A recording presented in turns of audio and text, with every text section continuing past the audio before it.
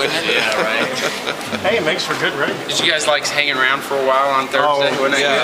We love that. We always like perfection on Thursday. I knew you guys liked that. With your bill, what changes are in informed consent? That was the one thing that I mean, I know it adds coercion, but what is different in your bill than our current informed consent laws? Well, the current informed consent law, in my mind, is a little bit unclear. And here's the bill does two things. It has an informed consent component and a coercion component. The informed consent component basically says that 24 hours before an abortion is performed, that a woman has a right to know the name of the doctor's phone number, the type of procedure it is, the nearest hospital with privileges that the doctor has privileges at, and the alternatives to it. So, and right now under current law, that's not required, or is required just immediately before the abortion.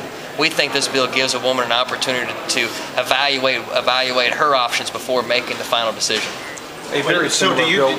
I'm sorry. Do you think the current informed consent though is inadequate? I think the current informed consent law, especially as it relates to abortions, is inadequate.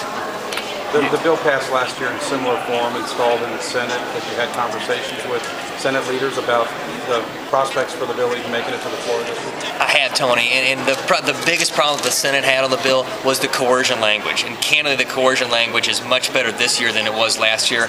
Last year, the senators, I think, rightfully thought that it was too broad. So this year, in recognition of the senators' concerns, we very narrowly tightened down that coercion language to make sure that it was something that the senators can live with. It's my hope that they take it up and pass it. What's better about the coercion language specifically? Because the same sorts of criticisms that the Democrats had last year, they seem to have this year in debate. Candidly, I think that was some confusion related to the coercion language. Last year, it appeared that it would criminalize certain conversations that you may have had.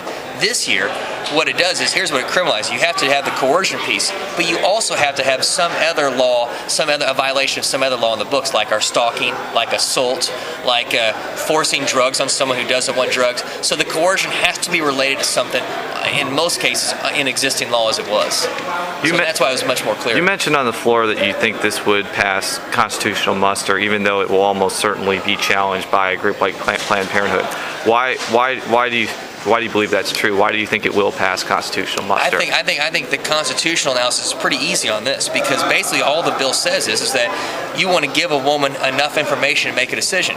That can't be a violation of any constitutional provision. The other language is the coercion language, and on the coercion language clearly can meet constitutional muster, because it's not only the coercion piece, but you also have to violate an existing provision of Missouri law in most instances, except for the revoking of scholarships by a public or private university. A big argument against this was that it would hamstring parents somehow by them just telling their children about the options of abortion, that they would somehow